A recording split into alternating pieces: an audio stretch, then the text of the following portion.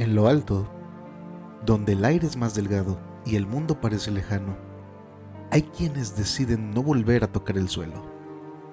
Bienvenidos esta noche a La Lengua de Orfeo. En esta ocasión, no hablaremos de monstruos con garras ni de sombras que acechan en la oscuridad, sino de algo más inquietante: la obsesión, la soledad llevada al extremo y la delgada línea que separa la pasión de la condena. Porque existe una historia, breve, casi etérea, escrita por Franz Kafka, donde un hombre no solo desafía la gravedad, sino también la lógica de lo humano. Un artista que vive suspendido en su propio mundo, colgado de un trapecio, incapaz, o tal vez reacio, a descender. Pero, ¿qué pasa cuando aquello que nos define comienza a consumirnos? Kafka, como siempre, no necesita criaturas sobrenaturales para incomodar. Le basta con mostrarnos el reflejo de nuestras propias obsesiones, nuestras manías, nuestras jaulas invisibles. Y es que quizá todos tenemos un trapecio del cual no queremos bajar. Así que esta noche apaguen la luz, guarden silencio y miren hacia arriba, porque lo que están a punto de escuchar no ocurre en la tierra, ocurre en el aire. Esto es Un artista del trapecio, de Franz Kafka. Comenzamos.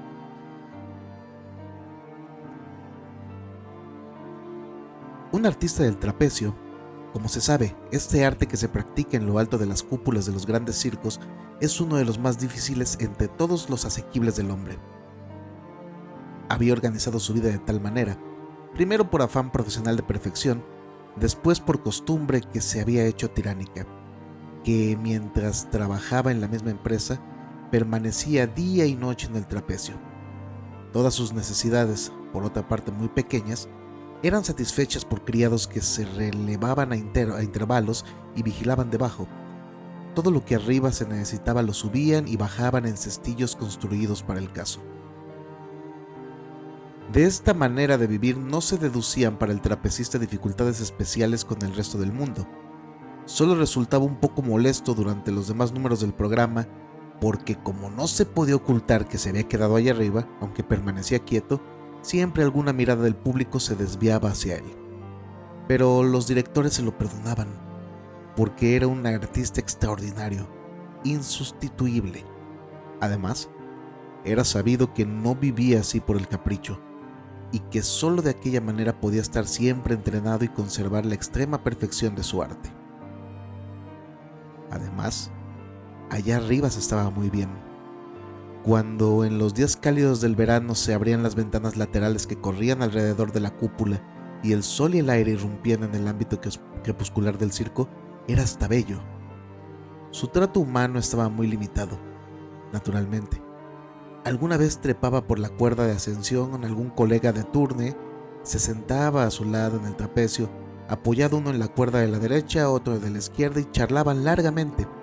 O bien, los obreros que reparaban la techumbre cambiaban con él algunas palabras por una de las claraboyas, o el electricista que comprobaba las conducciones de luz en la galería más alta le gritaba alguna palabra respetuosa, si bien poco comprensible. A no ser entonces, estaba siempre solitario. Alguna vez un empleado que erraba cansadamente a las horas de la siesta por el circo vacío elevaba su mirada a la casi atrayente altura, donde el trapecista descansaba o se ejercitaba en su arte sin saber que era observado. Así hubiera podido vivir tranquilo el artista del trapecio, a no ser por los inevitables viajes de lugar en lugar que le molestaban en sumo grado. Cierto es que el empresario cuidaba de que este sufrimiento no se prolongara innecesariamente. El trapecista salía para la estación en un automóvil de carreras que corría a la madrugada por las calles desiertas con la velocidad máxima, demasiado lenta sin embargo para su nostalgia del trapecio. En el tren estaba dispuesto un departamento para él solo, en donde encontraba arriba en la redecilla de los equipajes una sustitución mezquina, pero en algún modo equivalente de su manera de vivir. En el sitio de destino ya estaba enarbolado el trapecio mucho antes de su llegada, cuando todavía no se habían cerrado las tablas ni colocado las puertas. pero para el empresario era el instante más placentero aquel en que el trapecista apoyaba el pie en la cuerda de su vida y en un santiamén se encaramaba de nuevo sobre el trapecio. A pesar de todas estas precauciones, los viajes perturbaban gravemente los nervios del trapecista, de modo que por muy afortunados que fueran económicamente para el empresario, siempre le resultaban penosos. Una vez que viajaban, el artista en la redecilla como soñando y el empresario recostado en el rincón de la ventana, leyendo un libro, el hombre del trapecio le apostrofó suavemente y le dijo, mordiéndose los labios, que en lo sucesivo necesitaba para sobrevivir no un trapecio como hasta entonces, sino 2 trapecios, uno frente al otro. El empresario accedió enseguida, pero el trapecista, como si quisiera mostrar que la aceptación del empresario no tenía más importancia que su oposición, añadió que nunca más, en ninguna ocasión, trabajaría únicamente sobre un trapecio. Parecía horrorizarse ante la idea de que pudiera acontecerle alguna vez. El empresario, deteniéndose y observando a su artista, declaró nuevamente su absoluta conformidad. 2 trapecios son mejor que uno solo. Además, los nuevos trapecios serían más variados y vistosos. Pero el artista se echó a llorar de pronto. El empresario, profundamente conmovido, se levantó de un salto y le preguntó qué le ocurría, y como no recibiera ninguna respuesta, se subió al asiento, le acarició y abrazó, y estrechó su rostro contra el suyo, hasta sentir las lágrimas en su piel. Después de muchas preguntas y palabras cariñosas, el trapecista exclamó sollozando: «Solo con una barra en las manos, ¿cómo podría yo vivir?». Entonces, ya le fue muy fácil al empresario consolarle.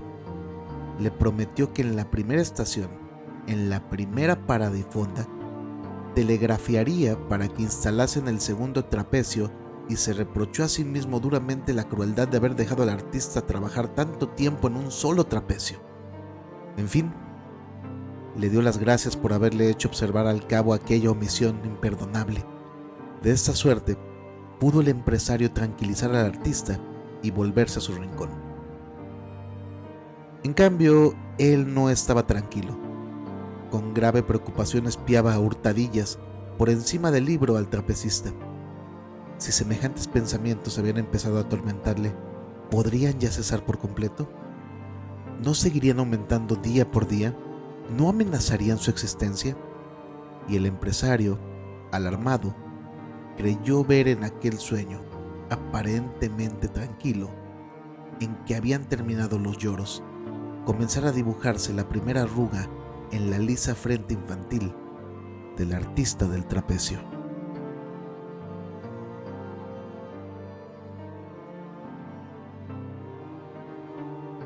Y para ir cerrando, pues es bueno pensar, al final el artista no cayó. No hubo tragedia estrepitosa ni un grito final que rompiera el silencio, porque a veces la verdadera caída no es hacia el suelo, recordémoslo, es hacia adentro. En este cuento que acaba de concluir de Franz Kafka, el autor nos deja con una imagen incómoda, la de un hombre que lo tenía todo para descender, pero que ya no sabía cómo hacerlo, o peor aún, que ya no quería. Y entonces la pregunta queda suspendida, igual que él en el aire. ¿Cuántas de nuestras decisiones son realmente nuestras? ¿Y cuántas son el resultado de aquello a lo que nos hemos acostumbrado? ¿Cuántas veces hemos confundido disciplina con encierro, vocación con obsesión, libertad con costumbre? Porque recordemos que el trapecio no siempre es invisible. A veces es un trabajo, a veces es una rutina, a veces es una versión de nosotros mismos de la que ya no sabemos bajarnos. Y quizá lo más inquietante de todo es que, como el artista, podemos pasar tanto tiempo ahí arriba que cuando finalmente sentimos el vacío, ya es demasiado tarde para aprender a vivir en el suelo. Así que esta noche, antes de dormir, les pregunto: ¿siguen sosteniéndose o acaso ya se les olvidó soltar? Los dejo con esta reflexión respecto de este breve pero bastante interesante cuento de Franz Kafka, para que lo puedan meditar y puedan incluso hasta compartirme sus opiniones a través de los medios que ya conocen. De esta manera es como estamos retomando nuevamente los episodios con cuentos. Una disculpa, había dejado de grabar por cuestiones de trabajo, personales, muchísimo, digo, al final gracias a Dios todo bien, pero realmente las ocupaciones de la vida diaria me han impedido hacerlo de manera frecuente. Sin embargo, creo que ya podemos empezar a retomar con algunos cuentos los capítulos correspondientes. Afortunadamente seguimos de semana con semana trayendo todos los capítulos de los viernes, que además creo que son sus favoritos, donde compartimos con Kenny, con Kes, con algunos invitados que ya han escuchado y ha pasado de todo, con una dinámica un tanto más relajada, más chusca, más agradable, más cotorra, vamos a decirlo, más de charla amena al calor de unos tragos. Sin embargo, en mi caso personal voy a procurar volver ya con los cuentos y bueno, vamos a reinaugurar, si se puede decir así, la sección de los cuentos, de los relatos, de las historias, con este capítulo del autor Franz Kafka, del artista del trapecio.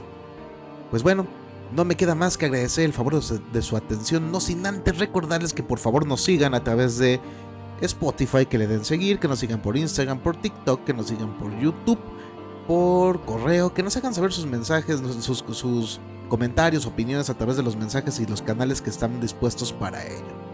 Sin más, nuevamente yo les agradezco. Mi nombre es Juan Luis Venegas, esto fue La Lengua de Orfeo y nos escuchamos hasta la próxima historia. Bye. La lengua